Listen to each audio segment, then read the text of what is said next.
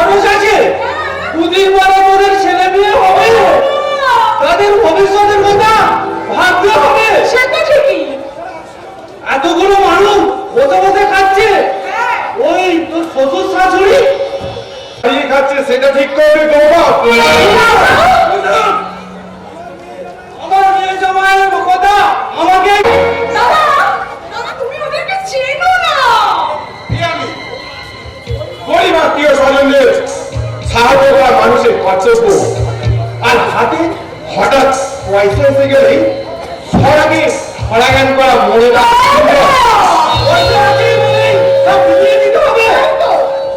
সারের মতো দেওয়াটা ডাকাতি করে তো চলে গেছে।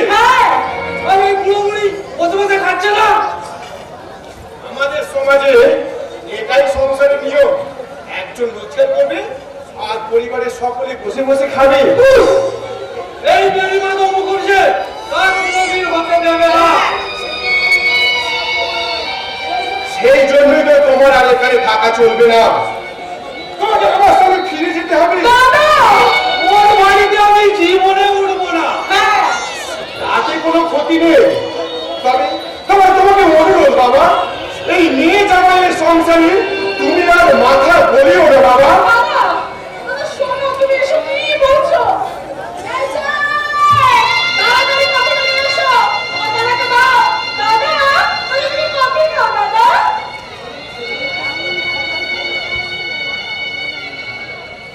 কফি আমি খাই না।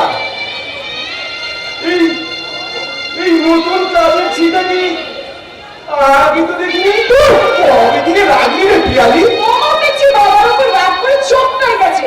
আরে বাবা, ও তো ছিল আসলে ও আমার শাশুড়ি। তোমাকে তো প্রশংসা করতে হয়। ও জন্য ঝিয়ের পেছনে টাকা খরচা না করে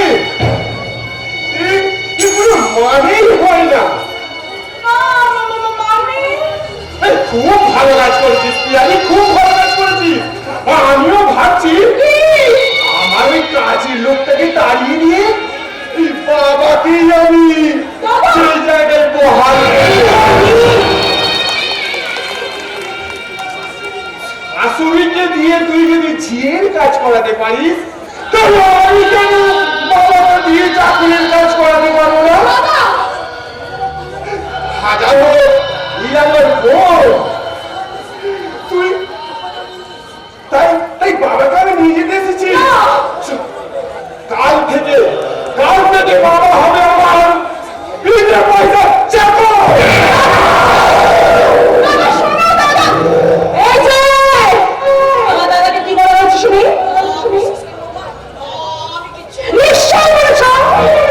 তোমাদের জন্য আমার দাদার প্রাণে এত দরদের প্রাণ ডাকছে কি করে?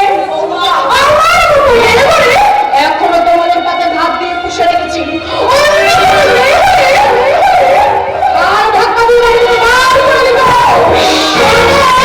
চলে এসো বাবা।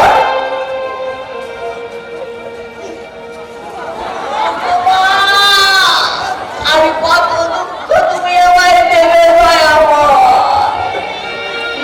আমি কত যন্ত্রণা তুমি আমাকে দেবে।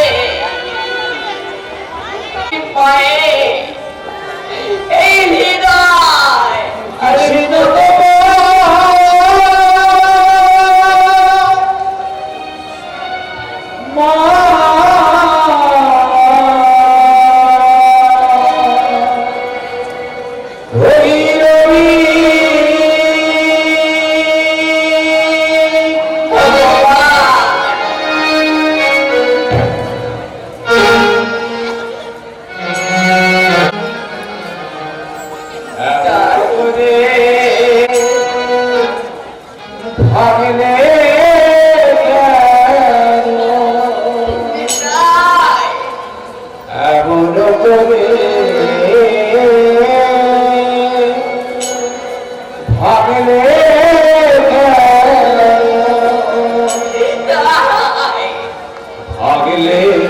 কেন সুখে ভাঙলে কেন সুখে ওই বাবা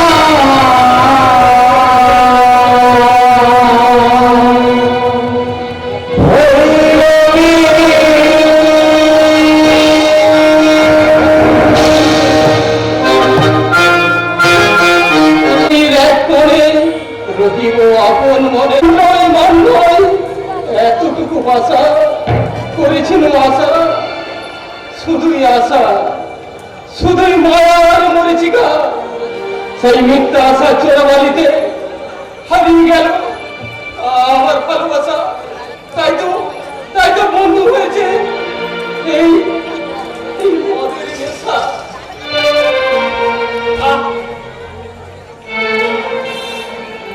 লোকে বলে যে হায় নীলা ডাকি কারো সয় না লোকে বলে যে হায় নীলা ডাকি কারো সয় না তাই আমার আকাশ মেঘে ঢাকা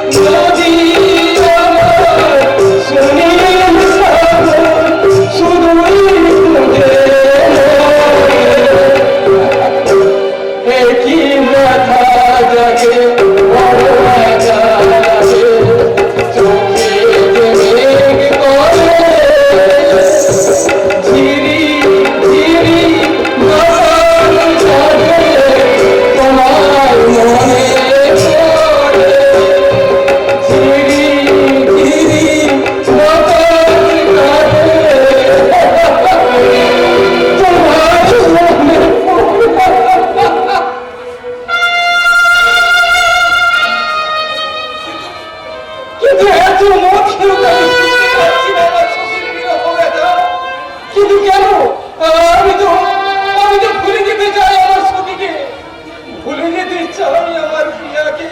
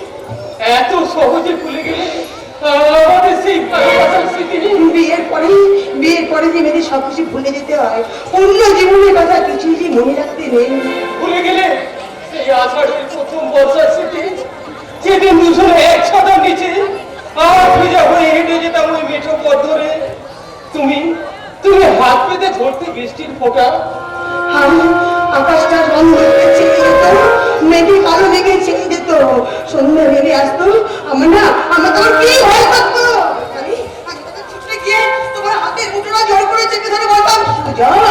আমি বাড়ি ফিরবো কি করে আমি তোমাকে সাহস দিয়ে বলতাম কি সখী আমি তো আছি আর আমি তারপর তুমি দুচ্ছর মাথায় নিয়ে অন্ধকারে আমাকে এগিয়ে দিতে ওই বাতায় বেরোতে গাছতলায় তারপর অন্ধকারে কোথায় হারিয়ে যেতে আমি ঘুরে দেখতাম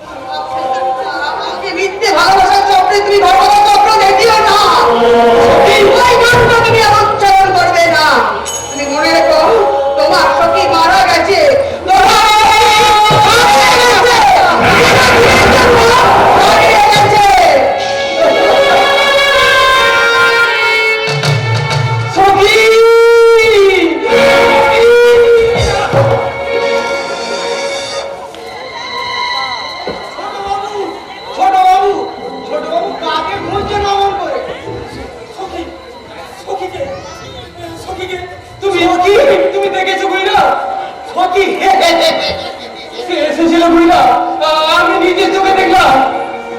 কিছু মনে করবেন না, নেশাটা বোধহয় একটু বেশি হয়ে গেছে।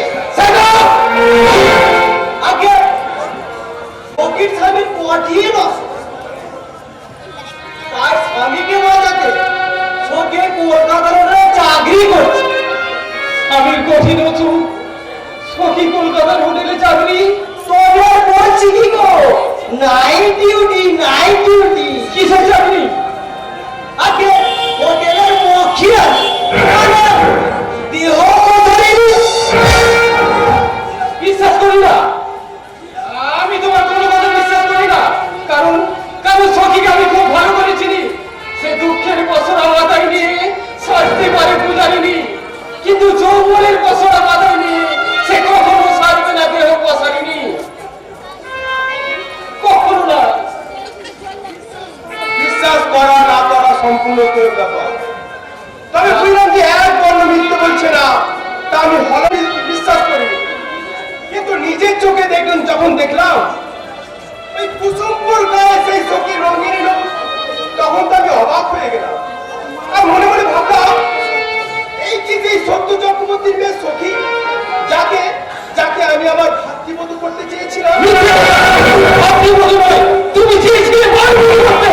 সুযোগ আমি তো তোমার কাছে অর্থ সত্য কিছুই চাইনি দাদা, শুধু শুধু চেয়েছিলাম সখীকে নিয়ে আমার সুখের সর্ব রচনা করতে চেয়েছিলাম। নবদারুণের বাড়ি যাতে আমার বাসন সাজাতে। ভুলে যা ওই চরিত্রহীনাকে। আমি ওর থেকে অনেক ভালো মেয়ে দেখে তোর বিয়ে দেবো। বিয়ে বিয়ে জীবনে একবারই হয় দাদা, লৌকিক বিয়ে না হলেও অনেক আগে সখীকে আমি আমার স্ত্রী হিসেবে গ্রহণ করেছি। সামান্য একটা মেয়ের জন্য তুই নিজেকে ধ্বংসের পথে নিয়ে যাবি। সামান্য একটা মেয়ের জন্য নয় দাদা, ভালোবাসার জন্য, ভালোবাসার জন্য নিজেকে আমি এই মনের মধ্যে ঢুকিয়ে ধীরে ধীরে ধ্বংসের পথে চলে যাচ্ছি দাদা। মনের মাঝে বিরহের আগুন জ্বেলে নিজেকে আমি পুড়িয়ে ছাই করে দিতে চাইছি না, নিজেকে আমি পুড়িয়ে ছাই করে দিতে চাইছি, ছাই করে দিতে চাইছি। এই যে দেখছি কিসের আগুন, ভেতরে ভেতরে এখনো জ্বলছে। ওই বাইরে থেকে বোঝার কোনো উপায় নাই। ওই তুষের আগুনে জল ফেলে চিরতরে নিভিয়ে দিতে হবে। কি করে? যে কোনো প্রকারে ওই সুজনের বিয়ে দিয়ে মেয়ে রাখিসি রন্ধনী করা কল গাল মোনালিসা। ওরে বাবা, সে তো সাংঘাতিক চিজ। শেষ কালে সব ছেড়ে চলে যাবে মোটা টাকার বিনিময়ে। কিন্তু মোটা টাকার বিনিময়ে যে সখী দেহ বিক্রি করতে রাজি নয়। রাজি যাতে হয় সেই ব্যবস্থাই করো। আগুন মেরে পোষ মানাতে ভায়া, কিন্তু ও যে খুব কান্নাকাটি করছে। প্রথমে এসে সবাই কাঁদে, কয়েকদিন পরে এই সবাই জড়িয়ে যায় এই বিজন চৌধুরীর কাঁধে। তখন আর এই অন্ধকার জগৎ থেকে ফেরাবার পথ থাকে না।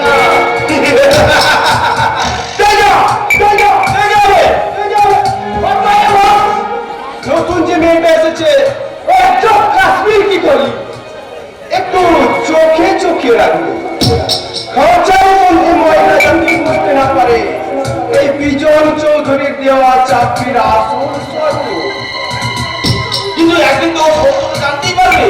সেদিন খরচার মুখ খুলে দিলেও যদিও সে উড়ে পালাবে, কিন্তু আমার নিজেই এসে ঢুকবে খরচায়। একটা প্রশ্ন চিড়িয়া কিমা নেশা, নেশা ভায়া নেশা, ওই টাকার নেশা। আফিমের চেয়েও বেশি মারাত্মক। কত নম্বর দিয়ে ওই গাছতলাতে শুয়ে শুয়ে আর আরব দেশ থেকে সে সাজ্জাদ দেশে উঠে আমার হোটেল মৌচাকে সখীর ছবি দেখে পছন্দ হয়েছে। তাই তো এক রাতের জন্য দিতে চায় 1 লাখ টাকা।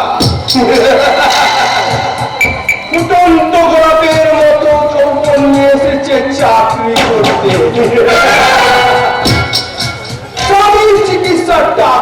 জোগাড় করতে পাবে পাবে অনেক টাকা পাবে। এই বিজয় চৌধুরী যে নামে তাকে সে তুলে আনবে, তারপর আমার মুখের ফুলদানিতে সাজিয়ে রেখে একটু একটু করে যখন সমস্ত মধু শেষ হয়ে যাবে তাকে ছুঁয়ে ফেলার ওই নোংরা আবর্জনা স্তূপে,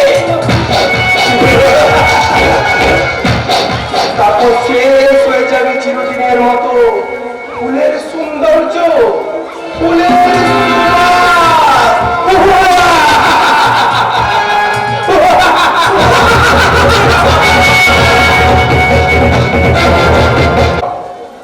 সৌরভ, তোমার ভাইয়ের কোনো খবর জানো? হ্যাঁ, 3 মাস জেল খেটে ছাড়া পেয়েছি জানি। জেল থেকে ছাড়া পাওয়ার পর বাড়ি ফেরেনি? ও মুখে ফিরবে, এখানে যে চোর ডাকাতের কোনো স্থান হবে না সেটা সে ভালো করে জানে। সৌরভ যে কোনো খারাপ কাজ করতে পারে এ আমি বিশ্বাস করতে পারিনি, কিন্তু কিন্তু জেল থেকে ছাড়া পাওয়ার পর তুমি কি তার খোঁজ নিয়েছিলে? না মানে আমি জানি গৌরব, তুমি কি অজুহাত দেবে, কারণ কারণ অজুহাত দেখিয়ে দাদার কর্তব্য দেখে বেরিয়ে আসা যায় না গৌরব। কিন্তু আমি তো সংসার কর্তব্য অবহেলা করিনি। ওরা সবাই মিলে আমার মান সম্মান তুলে মিশিয়ে দিতে চায়। দোষ তোমার একা নয় গৌরব, দোষ তোমার বোন পিয়ালিরও। এখন এখন তো আমার বাবা আগুনে ঘি ঢালছে, মানে তোমার শ্বশুর মশাই। কিন্তু দাদা গৌরব, ছোট ছোট কথা, ছোট ছোট অবহেলায় বাবা মার মনে অনেক কষ্ট দেয়, অনেক আঘাত দেয়। তারা তারা কোনো প্রতিবাদ করতে পারে না, অথচ তারা দিনের পর দিন তারা ওই তুষের আগুনের মতো চলে পুড়ে ছাই। কিন্তু কিন্তু তুমিও যেদিন বাবা হবে সেই দিন বুঝতে পারবে সন্তানের দেওয়া আঘাত কতটা ভয়ঙ্কর, কতটা বেদনাদায়ক। কি বলতে চাও? আমি বাবা মাকে অবহেলা করেছি, ভাই বোনদের প্রতি কোনো কর্তব্য পালন করিনি। আমাকে নয় গৌরব, এই প্রশ্নটা তুমি তোমার বিবেককে করো, উত্তর তুমি পেয়ে যাবে। যারা শ্বশুরকে বাবার আসনে বসিয়ে আর নিজের জন্মদাতা বাবাকে চাকরির কাজ করায় তাদের মুখে এমন কথা মানো না। ছি গৌরব, ছি, তুমি মানুষ। দাদা তোমাকে এই সংসারের এই পৃথিবীর আলো দেখালো, সেই মাকে দিয়ে করাচ্ছ ছিয়ের কাজ। অথচ অথচ আমি যখন এই বাড়িতে প্রথম এলাম তুমি আমায় বলেছিলে এই সংসারের জন্য আমাকে বিয়ে করতে হবে, ভাই বোনেদের আবদার মেটানোর জন্য আমাকে ঘরে বউ আনতে হবে। আমি জানি এই অসত্যের মূল নায়িকা আমার বোন পিয়ালি। তবে তোমাকে একটা কথা বলি, তুমি যদি ঠিক থাকতে পিয়ালি কিন্তু তোমার ওই ঘাড়ে উঠে বসতে পারতো না গৌরব। আমি যারা শ্বশুরের জন্মদিন পালন করে আর বাবার মৃত্যুদিন পালন করে তুমি তাদের মনে রেখো গৌরব, শ্বশুর গেলে শ্বশুর পাবে, বাবা পাবে না। বউ হারালে বউ পাবে, কিন্তু বউ পাবে কি পাবে, মা হারালে মা পাবে না গৌরব। মা হারালে মা পাবে না গৌরব।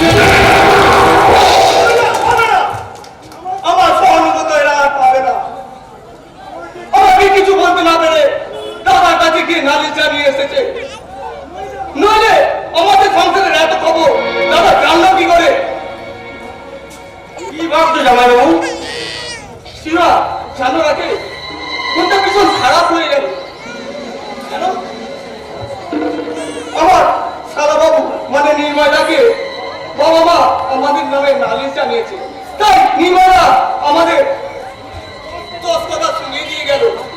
আরে বাদ দিন মশাই, সব ফালতু সেন্টিমেন্ট। সংসার সব সময় সংসারে রিল্যাক্স করুন জামাইবাবু, রিল্যাক্স। তাই চলো তোমার সাথে কলকাতায় গিয়ে একটু রিল্যাক্স করে আছি।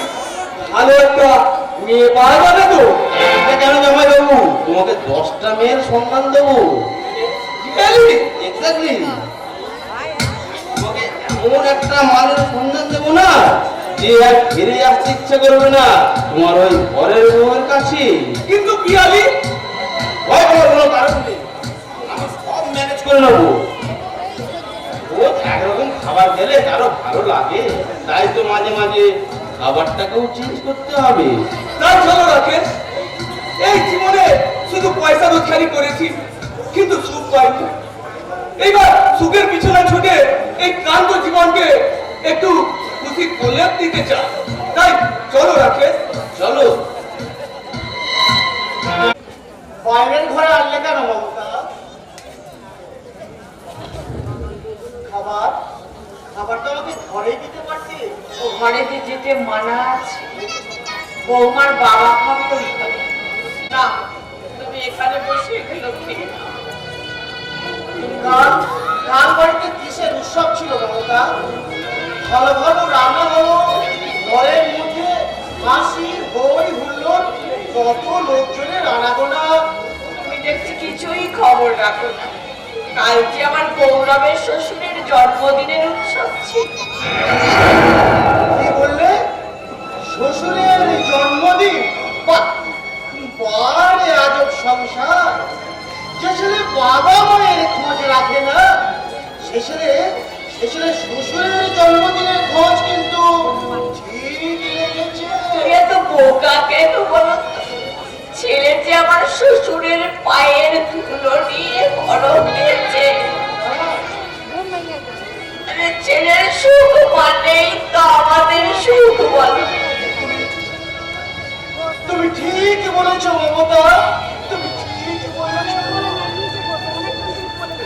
ছেলের সুখ মানেই তো মা বাবার সুখ।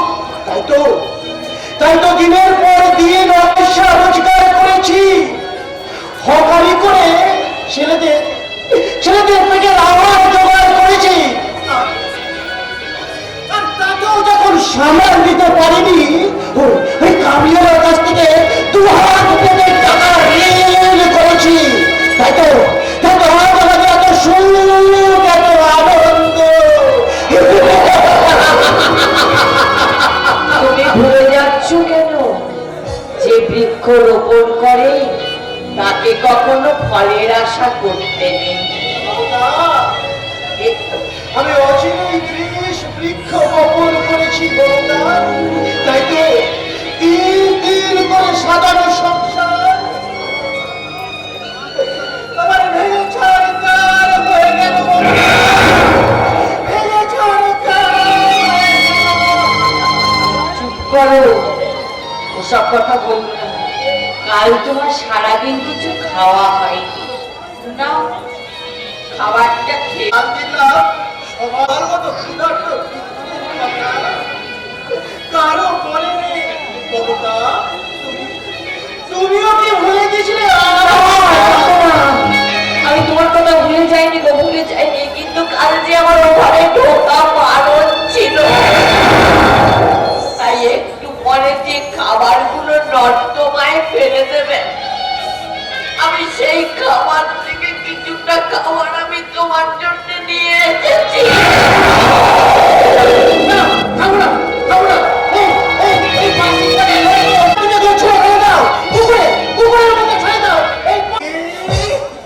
কি বললে? আমি ছোট লোক? এটা তোমার বাড়ি নয়, আমার জামাই গৌরবের বাড়ি। আমার গৌরব,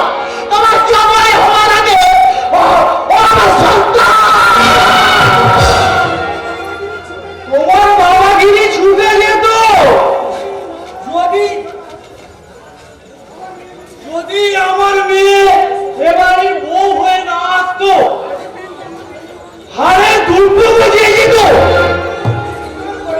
চুপ করে দয়া করে আপনি চুপ করুন। এই মানুষটা কাল থেকে কিছু খাওয়া হয়নি, ওই যে দুর্বল শরীর। আমার শরীরকে সবল করতে লুকিয়ে লুকিয়ে খাবার নিয়ে এসেছো। হাসি মজা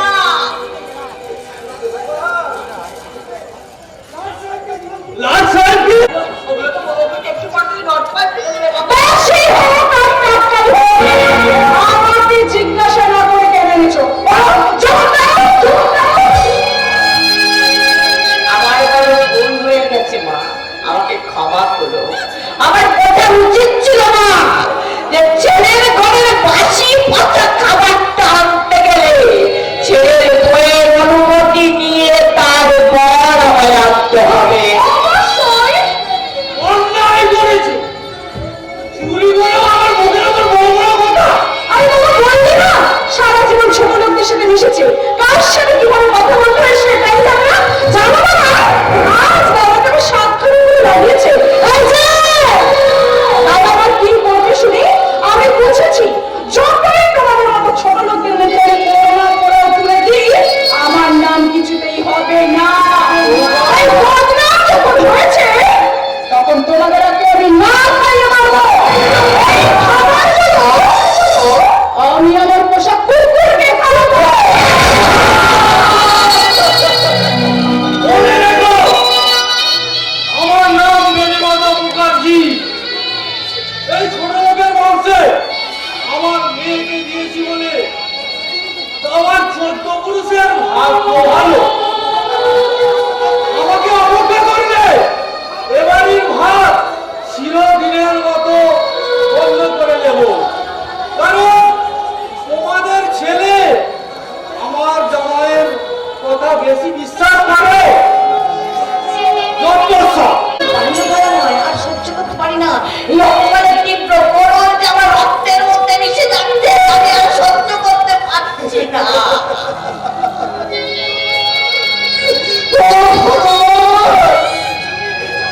তুমি বিচার করো, তুমি বিচার করো, তুমি বিচার করো। ভগবান বলে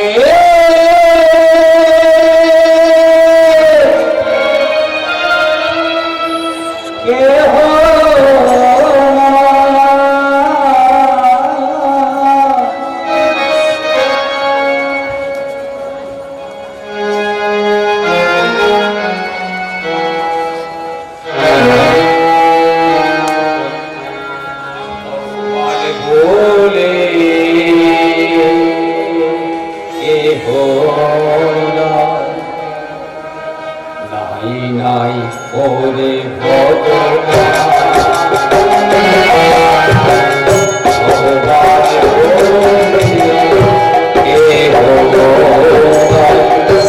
নাই নাই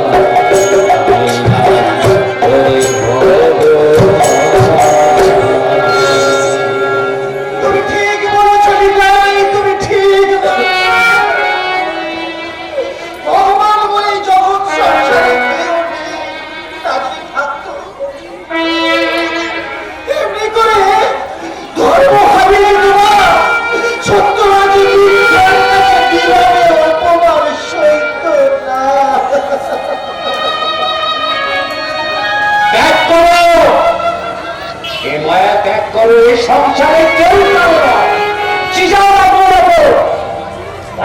ছাড়া আকাশে উঠতে গেলে মা বাবাকে ছেড়ে যায়, তাদের তাদের মায়ের কোনো দুঃখ থাকে না, কোনো অভিমান থাকে না। মানুষের সব আশা পূর্ণ হয় না, সব বাসনা সার্থক হয় না। তাই বলছি বাবা, আপন বলিতে ছিল যারা দূরে দূরে চলে গেছে, আপন বলিতে ছিল যারা দূরে দূরে চলে গেছে, এ দুঃখ সাগরে জীবন এ দুঃখ সাগরে জীবন কেমনে বাজিয়া ভগবান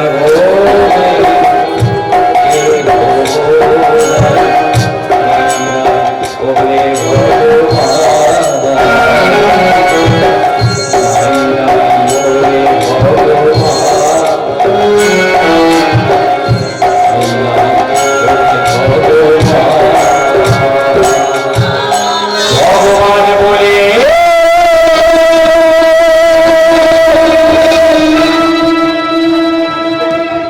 ভগবান বলে কেহ না, কেহ না।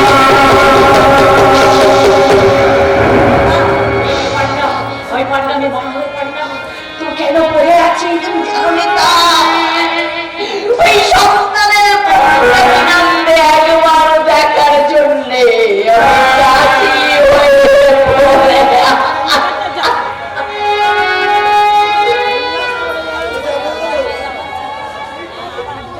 এই পবিত্র ছেড়ে চিরদিনের মতো চলে যাব। প্রতিদিনই অসুন্দর ভাত খাওয়ার ছেড়ে ভিক্ষে করে জীবন ধারণ করব।